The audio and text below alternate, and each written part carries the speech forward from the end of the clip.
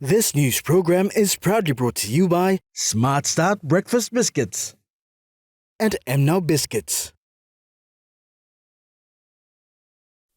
$28 million kina for Enga Province service delivery. Mosby Northeast election journals missing. And family of 4 left homeless.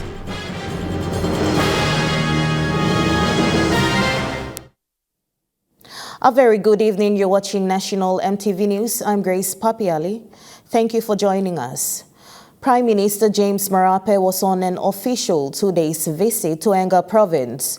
During his visit, Prime Minister Marape presented a total of 28 million kina for road infrastructure and other service developments in the province.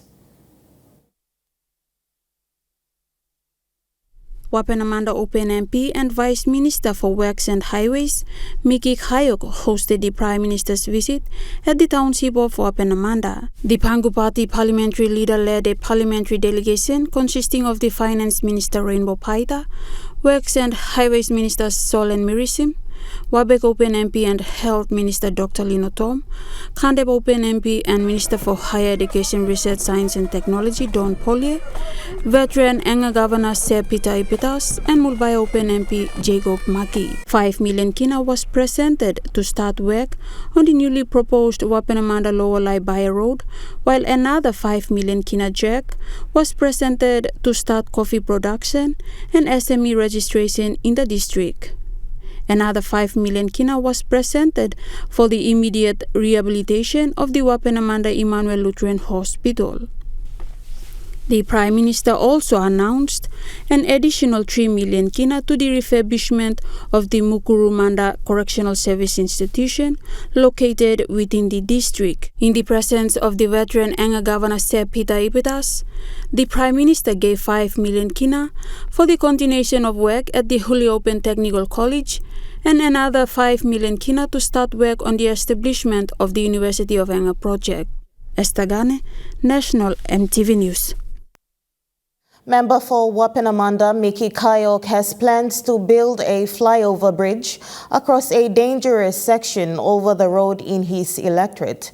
Kayok, who is the Vice Minister for Works and Highways, said his district plan included the district's vision to build a flyover bridge from Pausa to Wapenamanda over the fast-flowing Lai River.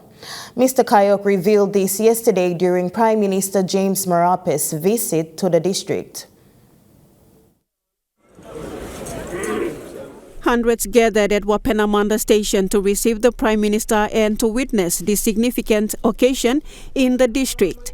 The local MP, Kayok's intention was revealed during the launching of the district development plan, officiated by Prime Minister James Marape. PM Marape was accompanied by Finance and National Planning Minister Rainbow Paita, who presented a total of 15 million kina to the Wapenamanda district to support its plans for SME, agriculture, health, law and order, and other developments in the district.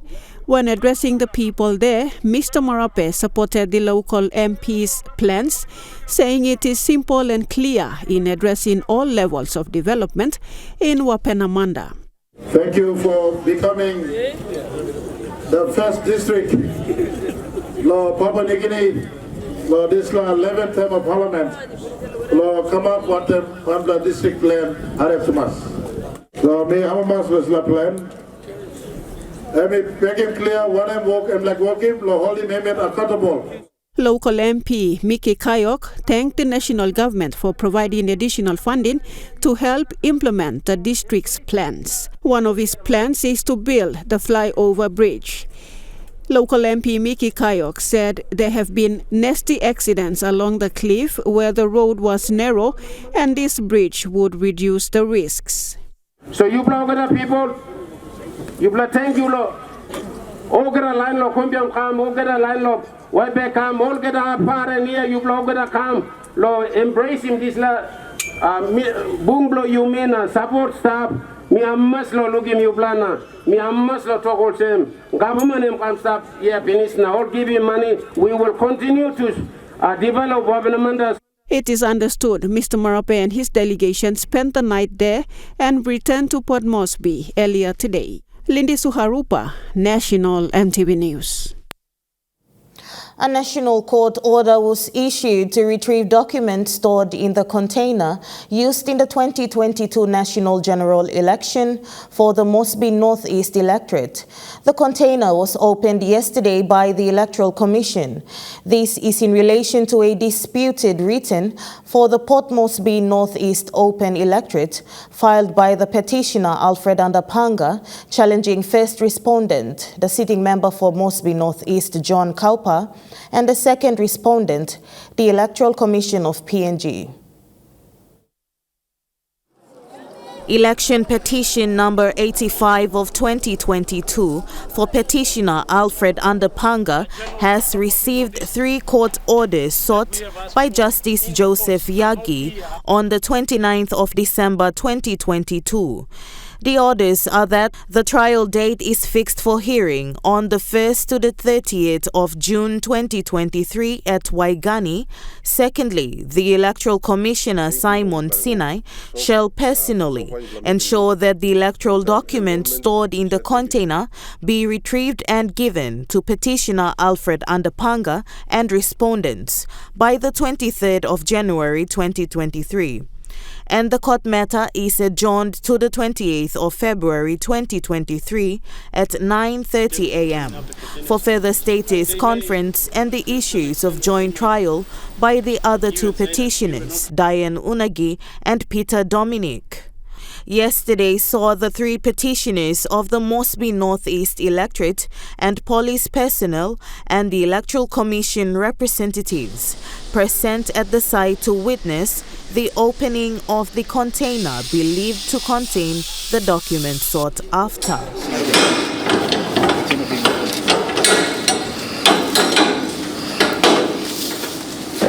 Representing the first respondent and sitting member John Kaupa was Rocky Banda. Representing the absence of the Electoral Commissioner Simon Sinai was NCD Election Manager Kila Ralai. We open the container, the boys will go in and search for those documents. Whatever is available, we'll get it out. Whatever is not available, we can use the original copies to maintain the normal copy because they are all the same figures. A concerned petitioner Andapanga aired his sentiments. We allege that they have not submitted these records. That is what is before our courts. And that's why we are here, to make sure that, to confirm that these records are here.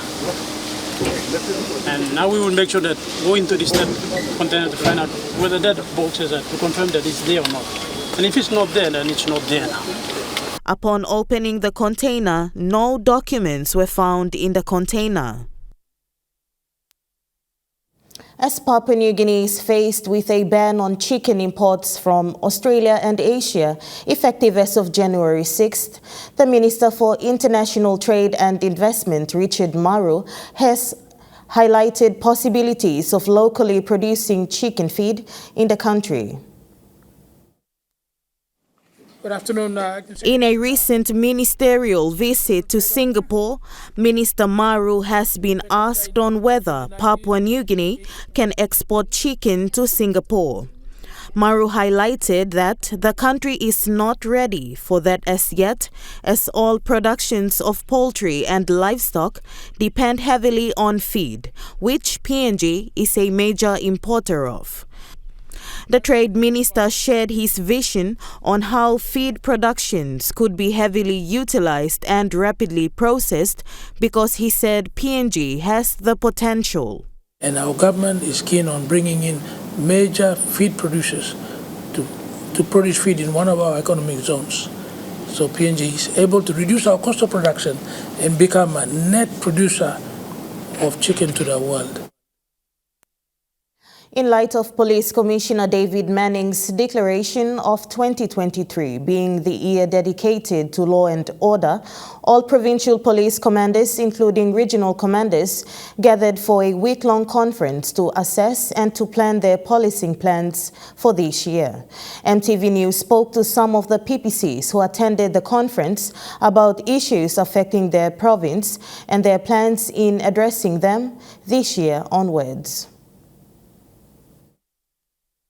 In a unique show of solidarity, all PPCs met at the Gateway Hotel in Port Moresby to discuss their ideas, strategies and approaches they are planning to embark on in tackling law and order issues from this year moving forward. The Provincial Police Commander for Manus, Chief Inspector Kiweri Kisembi, in an interview with MTV News, said the only major problem currently being faced on the island province of Manus is the brewing and consumption of home brew, commonly known in Manus as waragalas. We have got this concern. The main concern is the locally produced steam, or what they call it in Manus we say waragalas. That's the main concern. It's been locally produced and it's much more cheap on the street. That's why most of these people, they don't go for the alcohol that's been sold in the shops, but they tend to turn back to this locally produced liquor. PPC Kisembi bluntly said Manus is a peace island province. However, with the recent consumption of homebrew, the people, especially the youths, are causing problems with the local police. He assured the island people that his men will not hesitate to come down hard on anyone who disturbs the peace in the province. Similarly so, the police boss in the northern province also shared the same sentiments. To denounce lawlessness, particularly the everyday issues that we are faced with now is the consumption of the local brewed homebrew or eveka, and drug consumption has been a trigger to trigger various serious offences like arson, intergroup fighting, grievous bodily harm, willful murders. And this year, given these operations, we would like to embrace change with a positive mindset. That is the idea behind the planning and scoping of the current stability operations in our province. PPC Segi is adamant to change the law and order issue at hand in the province. He thanked the provincial government under the leadership of Governor Gary Jufa and Provincial Administrator Trevor Magay for supporting his policy plans and assured everyone in the province that with manpower support from headquarters recently deployed to Popondetta, several arrests have been made in relation to homebrew consumption and illegal activities, and law and order will be restored from this year into the future. Lindy Suharupa, National MTV News. National MTV News continues after the break. Stay with us.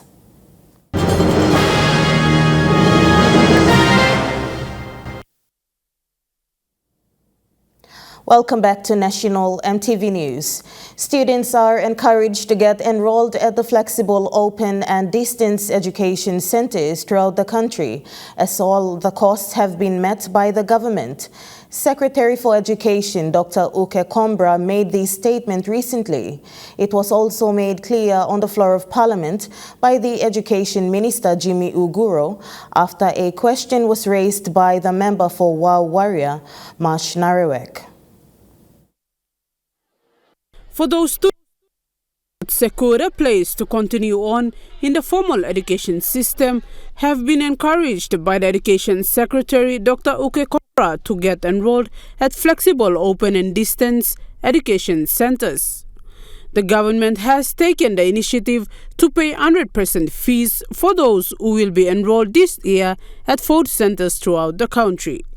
This was made known on the floor of Parliament by the Minister for Education. We have paid 100% school fees subsidy on all 4 programs throughout the country. So for the minimum I'm free. So you, all the registered 4 centers, you check you want them provincial 4 coordinator you. And I give you a list too. Now much figures me by upsetting me along all 4 programs. And it is this government's priority to ensure all districts, provinces And all the vocational schools and high schools must get all food centers established long all, so we leave no one behind. Dr. Combra also announced that the enrollment have increased at the food centers over the past 3 years.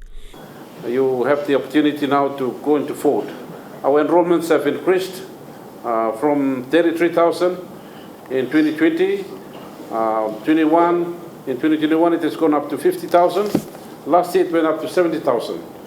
It means that there are so many students and even older people who have not been able to complete education. And we've now opened the gates and allowed them to gain education. So no one is left behind, no one is left out. He further alluded that these students who are enrolled at the food centers will continue on to the main conventional system after upgrading their marks. Students are taking and our enrollments are increasing. We encourage more students to take the fourth option. Fourth, when you complete grade 10 or grade 12, if you complete grade 10, you can stream back into the main conventional system. Or if you complete grade 12, you also have the opportunity to go to any college. So all the pathways are now open for you to take any path. So we encourage that if you cannot complete, if your grades have been low in grade 12, you can also still upgrade through food. So everyone is given an opportunity, a second chance, third chance. This program is to implement the government policy on no child should be left behind or being removed from the education system. Samantha Solomon, National EMTV News. Mining Minister Se Anopala on the floor of Parliament recently has revealed that PNG has no refinery that is operating at the moment. He made a statement following a request made by the Marape Governor Luther Wenge to establish a refinery center in his province. Many of the companies operating within the country export minerals extracted to overseas countries to be refined. These activities has been going on for so long. Governor for Marape, Luther Wenge, on that note, highlighted that PNG cannot continue on like this and needs to divert into establishing a refinery. Governor Wenge then made a request to the government to allow the Marape provincial government to establish a refinery in the province. We in the Marape, we are ready to set up refinery so that we can do the refinery of all gold, all minerals of all kinds. I can't talk for PNG, but I will talk for Marape because I have the political mandate to ask you this question. Can you allow us, the Marape provincial government, to set up a refinery to refine all minerals of all kinds? Mining Minister in response revealed that PNG currently has no refinery, which remains a major concern for the country, and alluded that if the Marape provincial government has the resources to establish one, the sector will allow for that to happen. What you are raising is what the country needs right now.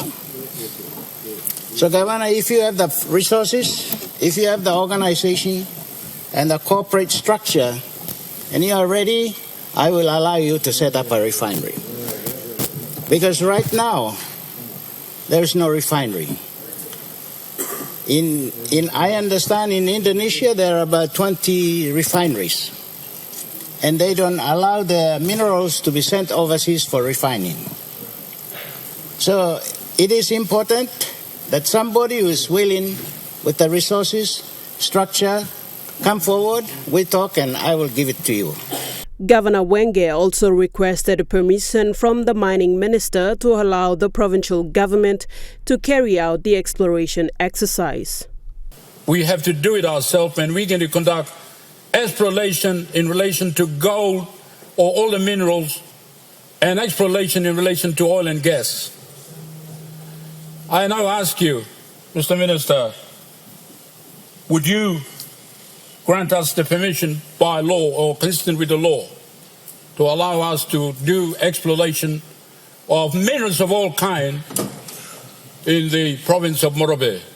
Sir Hanopala, in response, advised the governor to set up a proper corporate structure and apply and follow the normal processes, highlighting that laws involved are applicable to both the private and public sectors. Sharon Engnui, National EMTV News.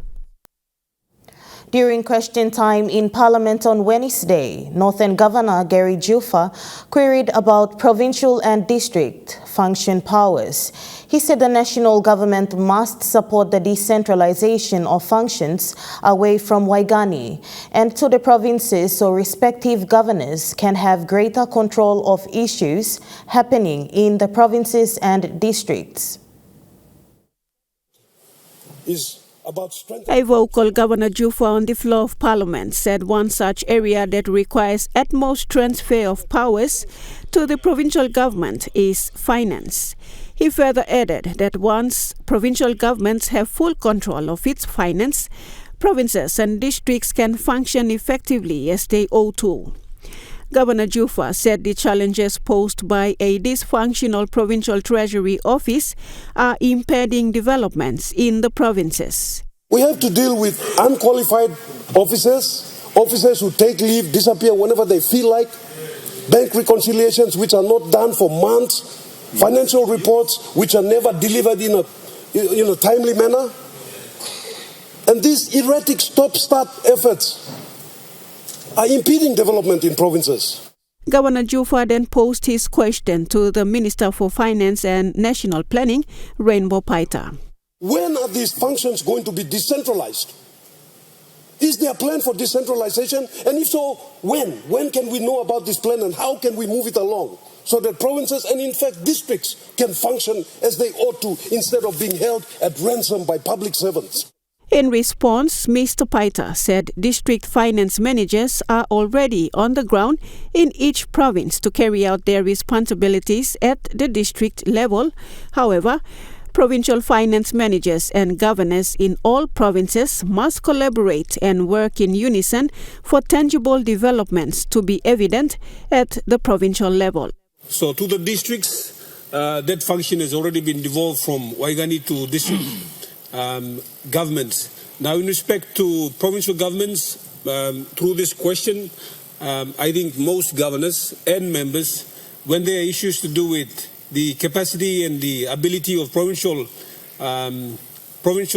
treasurers or provincial finance managers, which we term them now, when there's issues and governors write to us, we facilitate in terms of investigating, auditing at the same time. It is understood the Comprehensive Decentralization Bill was brought to the last Parliament, but certain issues were raised on the bill, hence it was sent back. Lindy Suharupa, National EMTV News. The governor for Western Highlands Province, Wairapa, says unemployed youths in his province will remain a key priority focus throughout his term as the governor for the province. Governor Rapa says he will ensure Hagen is safe to attract businesses to operate in Seoul to create employment opportunities for those youths. Rapa made this statement in an exclusive interview with EMTV recently in Port Moresby. Increase in unemployment of youths has been an issue within the province. These youths tend to get engaged in illegal activities. Governor Rapa said that this is about to change as he has plans to help the unemployed youths in his province. He highlighted that he will focus on improving the law and order issue so as to create a safer environment to attract the businesses to the province, which will then create employment opportunities for the youths. I want Hagen to change. Within my term as governor, I want to change Hagen. We try to provide the safety of the business houses and people who must have that, heart to feel free to come and do, business in Hagen so that some of our youths, they can find some work. Other plans he has is to get them engaged in sporting activities, especially rugby league. Rapa also added that he will push for those unemployed youths to join the seasonal workers travelling to Australia and New Zealand. I approved some of these organizing groups here. I want to get, they can get youths from Western Islands to send it away for fruit picking in New Zealand or in Australia or places like that. And down the line, if there is some, blockage, I will still push and see what I can do for them. Rapa pledged his support to also get these youths engaged in the SME sector and highlighted that under his leadership, he will strictly work in collaboration with the youths so they are not left out from having a better life.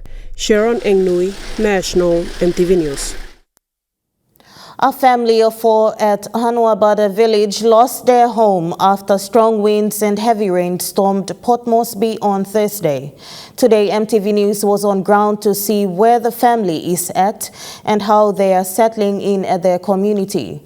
Currently, the family of 4 are accommodated by their immediate family members. On Thursday, the 19th of January, Port Moresby was hit hard by gusty winds and heavy downpour of rain that caused traffic congestions in the city. On the same day, a family home was also affected by bad weather, which led to their home being destroyed. The owner of the destroyed home at the time was at work at Motukea in the Central Province, attending to his clients, when he received a phone call from a family member alerting him that his house had fallen following strong gusty winds and heavy downpour of rain. This got the nearby families to rush out in their outboard motors to rescue whoever was in the house and to remove valuable items. At the time of the incident, his eldest daughter and youngest son were the only ones in the house when the house collapsed into the sea. Nearby families rushed to help, stripping the house apart to save whatever they could against the strong winds and rain. Today, EMTV News visited the site where the home used to be, and the only thing left are 2 posts and the bridge that leads to an open sea. The owner, who requested to be interviewed off camera, said total damage is worth around 60,000 kina as his entire home and valuables were lost.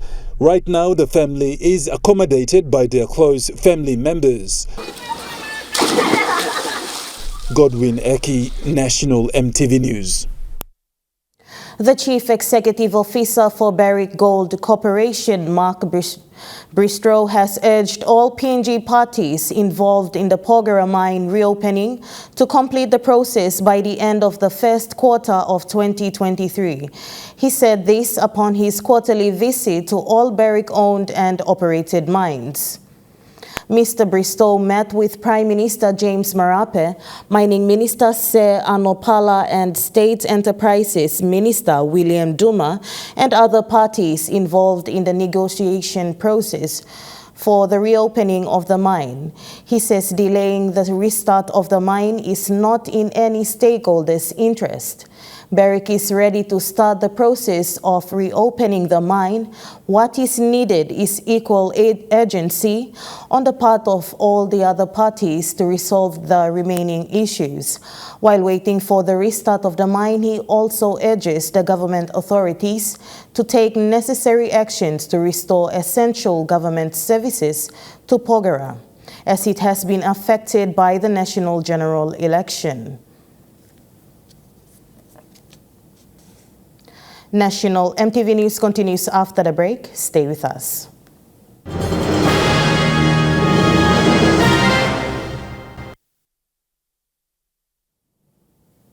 Welcome back to National EMTV News. Over 12,000 kina was presented to the Cheshire Disability Centre in Port Moresby recently. This was to help them in supporting the work they are doing in helping persons with disabilities, in giving them a chance in education, health and other programs. We can have The presentation was made by the General Manager for Hilton Hotel, Ryan Mickelson, together with his other managers to the Cheshire Disability Centre at Hohola in Port Moresby recently. A 12,000 kina cheque was presented as well as 2 boxes of donation in kind. Mickelson says that they are pleased to support the centre to continue carrying out their work with the local communities. I think over the last 3 years the event's really evolved, and we had fantastic feedback, and it's great to be able to put a community event on around Christmas for the people of Port Moresby. The donation took place after a charity drive was done at the Hilton Hotel named Stars for Charity over the festive season. The event was organized by the hotel team members as a way of extending the light and warmth of hospitality to their families, their local communities, and their charity of choice. All monies made were through the sales of raffle tickets from the hotel's food and beverage plus bus sales and cash donations. Josiah Disability Center in Port Moresby is known for giving chances to people living with disabilities to have an education, access to health services, rehabilitation, and social services. The General Manager for Josiah Disability Center in Port Moresby, Benson Haambu, thanked the Hilton Hotel for the timely support to start this year's operation. Maintain the compound and looking after those with disabilities. Also a full year ahead of us in reaching out to communities where persons, especially children and women with disabilities, are living. And that is all captured in our work plan. And with the ongoing support from you as well as all the others in Port Moresby, that will be very much helpful in making our work possible. Once again, thank you very much for coming. This is the third year Hilton Hotel has donated to Josiah Disability Center. Samantha Solomon, National EMTV News. BSP Life PNG Limited has provided life insurance cover to cover 400 plus public servants in East Sepik Province. This is an initiative of the Office of the Governor of East Sepik Province, Alan Bed, and the Provincial Administration in pursuit of equitable allocation of resources for public servants in the province who pass away whilst working in the province. East Sepik Provincial Administrator Samson Torovi, in thanking the BSP Life team who visited his office, said the East Sepik Provincial Government values its employees who are the greatest assets in the process of service delivery in the province. He further added that the East Sepik Provincial Government is committed to be accountable to the civil service of this province to deliver the expected service needs of the people. In doing so, the East Sepik Provincial Government is accountable to give prominence and farewell its employees upon injury and death during the course of employment. He said, as a responsible provincial government, its employees must be given the recognition and salutation for their contributions to the employment of the province. Mr. Torovi said their records have shown that there have been disparities in the distribution of resources, finance and physical assets when it comes to funeral assistance to the employee at the time of death. He said while some employees have benefited the most, others have not. These disparities depend mainly on the availability and non-availability of resources at the time of death or injury, as well as seniority of the employee, whereby senior rank employees are given more compared to junior employees. Therefore, the East Sepik Provincial Government, as an accountable government, has pioneered into entering the group term life insurance cover with BSP. In congratulating and thanking the East Sepik Provincial Government and Administration for this great initiative, BSP Life Country Manager Nielsen Singh said taking up life insurance is one of the most important decisions an organization can make for its staff because it provides a peace of mind and a sense of security to employees should anything happen to them. Mr. Singh further stated that East Sepik Province is the first province to take up such life cover for its public servants and hope that other provinces will do the same for their public servants. Esther Gane, National EMTV News. Moving to overseas news, China is about to witness the annual migration of population of urban to regional areas after Beijing relaxed its stringent COVID-19 measures. Well, there's no question politics is definitely involved at some level, as it is in other countries. I mean, I don't think any country wants to be seen as, the worst handler of COVID. No president or prime minister or anyone else wants to have that tag applied to them. But China, has gone really far in that direction in terms of portraying themselves as having handled COVID better than any other country in the world. The Chinese model is a superior system. Look at America. America had 1 million people die, and they've really hammered that home. The 1 million figure in China, you can basically see it on the news basically every day. So for them to then have cases rip through the country and kill a lot of people is going to be perhaps more politically unpalatable for its government. So there's definitely an interest in having the number not be as high as other places. Of course, China, because it has such a large population, it's not really a fair comparison in some ways, but, per capita or however you want to calculate it. But, I think that's definitely a part of it. But you also saw this strange sort of adjustment period where at first they said, we're only going to define a COVID death very narrowly. Basically, you're not going to be counted as a COVID death unless you have no other possible underlying conditions or ailments that we could point to. Anecdotally, we know of people, including family members of people that I know personally, who have had family members die and have had the doctor basically say, we're not going to write COVID down unless, they don't say it quite so explicitly, but there's definitely a reluctance to put COVID as a cause of death. And, in fairness, it's difficult to identify and isolate one cause of death if you're 80 plus, 90 plus. National EMTV News continues after the break with Trukai Sports. Stay with us.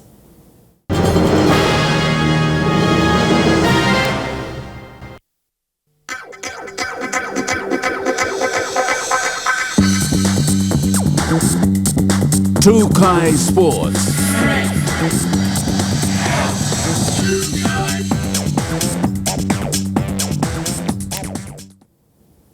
Welcome to Trukai Sports. Today saw the semi-finals of the National Soccer League. The clash of the Northern and Southern Conferences were completed in Lae and Port Moresby respectively. The Lae City FC and the Hickory United FC have each won their matches and will compete in the grand finals in 2 weeks' time.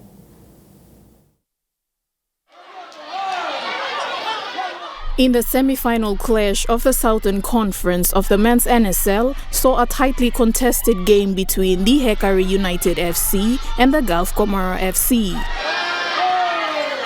The game began at 3:30 p.m. and it was eminent that both sides came prepared to take home the title. Several missed goal opportunities for the Comara side was evident in the opening half as the defenses of the Hickory side stood firm like a brick wall. Both sides were unlucky to score the icebreaker goal in the opening half as they took the break scoreless. The second half unveiled in the same nature as the first half as both the Comara and the Hickory side struggled to score a goal. Hickory United FC's Iyagi Yasasa scored the first goal of the clash at the 69th minute. 13 minutes right after the icebreaker goal, Hickory's Obed Simon scored another goal. With these two goals, the Hickory side dominated the clash right through to the final siren. The two semi-final matches contested today for the Northern and the Southern Conferences saw the Hickory United FC and the Lae City FC advancing through to the grand final clash of the Men's National Soccer League tournament, which will take place after 2 weeks' time. Lisa Puni, Trukai Sports. Trukai Sports continues after the break. Stay with us.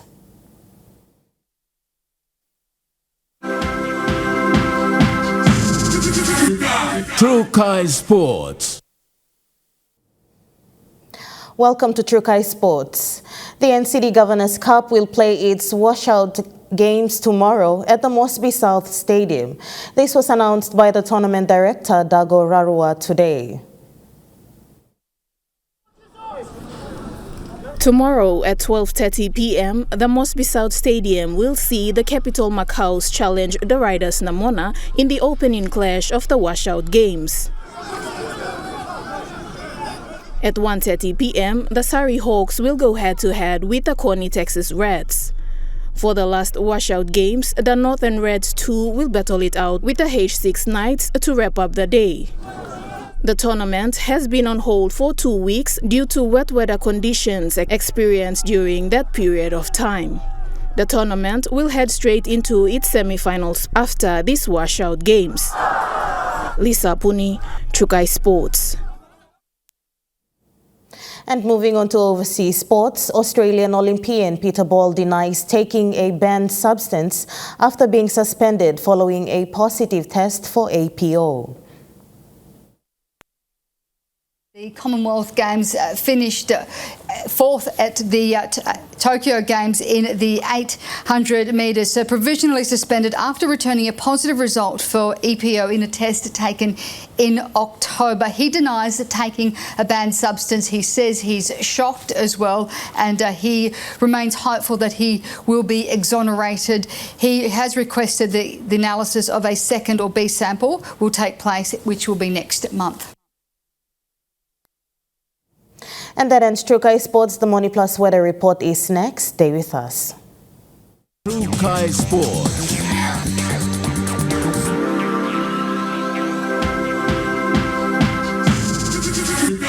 Trukai Sports.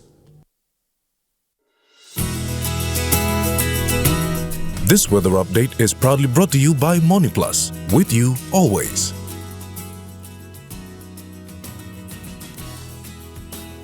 Now we take a look at the weather forecast for the next 24 hours.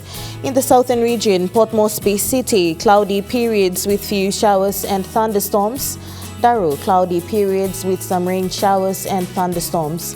Kerema, mostly cloudy with some showers. Alatau, cloudy with rain showers and possible thunderstorms. Popondetta, cloudy with rain showers and thunderstorms. In Momase region, Lay City, cloudy periods with some rain showers and thunderstorms. Medang, cloudy with rain showers and thunderstorms. Wewak, becoming cloudy with some rain showers and thunderstorms. Vanimo, mostly cloudy with few showers. In the New Guinea Islands region, Lorengau and Kavieng, cloudy periods with few showers. Kokopo Rabaul, partly cloudy with few afternoon showers. Kimbe, cloudy periods with some showers and thunderstorms. Buka, mostly fine. In the Highlands region, Old Centre is cloudy with some rain showers and thunderstorms.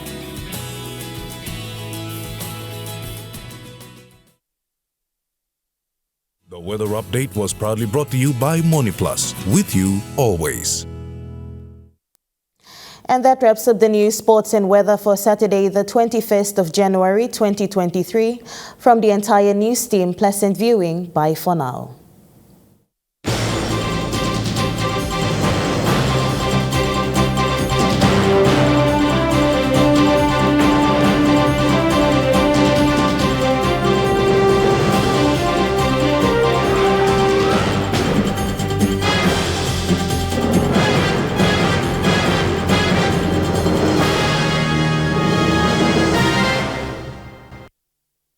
This news program was proudly brought to you by Smart Start Breakfast Biscuits and Gold Nuggets.